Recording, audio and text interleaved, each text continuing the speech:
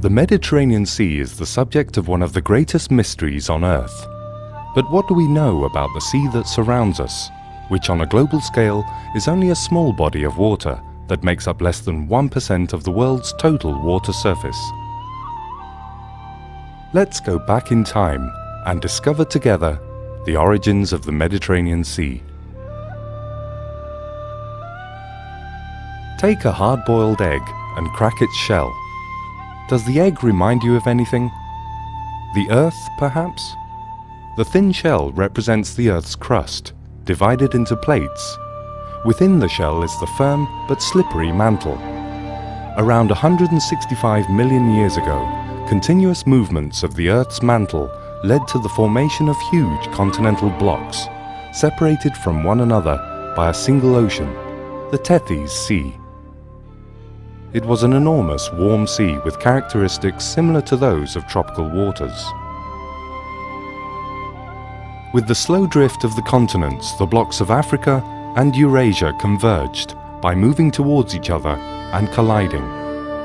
The initial point of contact occurred between the Iberian Peninsula and the northern coast of West Africa.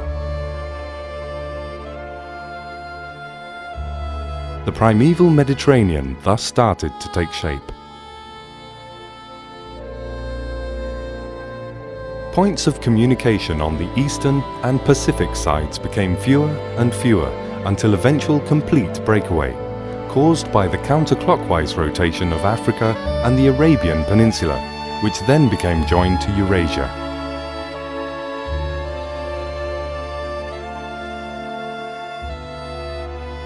Africa and the small Mediterranean plates, namely the Iberian, Adriatic, Aegean, Turkish and Arabic, began to move towards Europe, lifting it up and creating the long series of mountain chains which still stretches across southern Europe, from the Pyrenees between France and Spain to the Alps, forming a perfect barrier around the Mediterranean, which protects us from the cold of the north.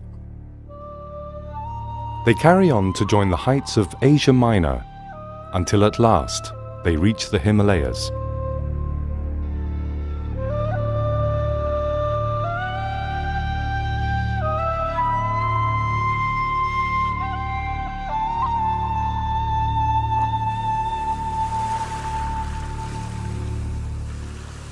Some 6 to 10 million years ago, the Mediterranean underwent the greatest and most radical of changes, which was to be responsible for its transformation into the phenomenal sea it is today. During its evolution, the Mediterranean Sea was isolated due to the convergence of the continental blocks which eventually cut off the Mediterranean basin from the Atlantic Ocean. Having become a practically closed sea, its survival depended then, as now, solely on the equilibrium between river input, rain, evaporation, and the existence of a contact no longer there with the Atlantic Ocean.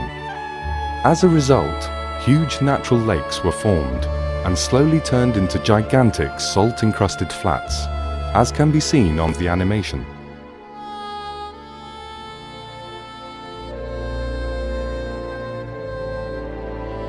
The prolonged isolation of the Mediterranean brought about nearly a total disappearance of life forms and enormous salt layers which reached the thickness of around 2,000 meters.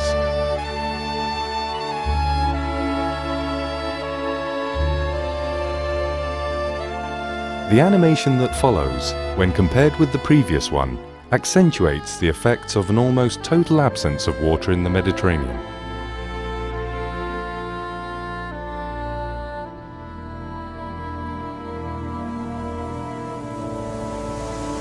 Our sea was then reborn by a massive wall of cascading Atlantic water.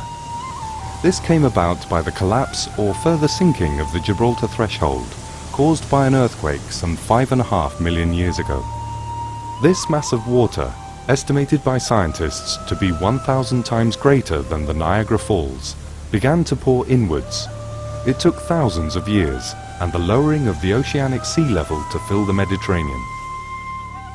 Since then it has been a temperate body of water that has intensified its connection with the Atlantic, which continues to provide it with water.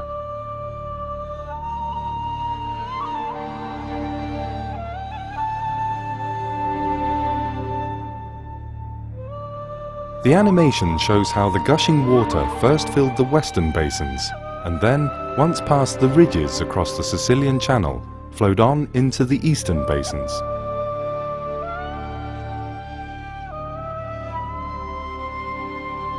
We will now show you a simplified animation of the Mediterranean's floor, which stretches from Gibraltar through the Sicilian Channel to the Levantine Basin, followed by a graphic illustration of the Mediterranean as we know it today, with its familiar boundaries, islands and straits.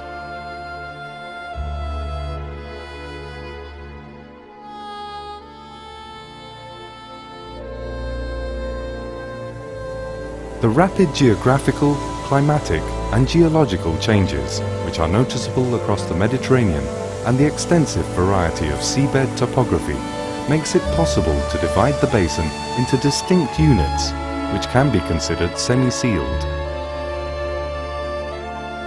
The western region included the Alborian Sea and the Balearic of Algerian Provençal Basin.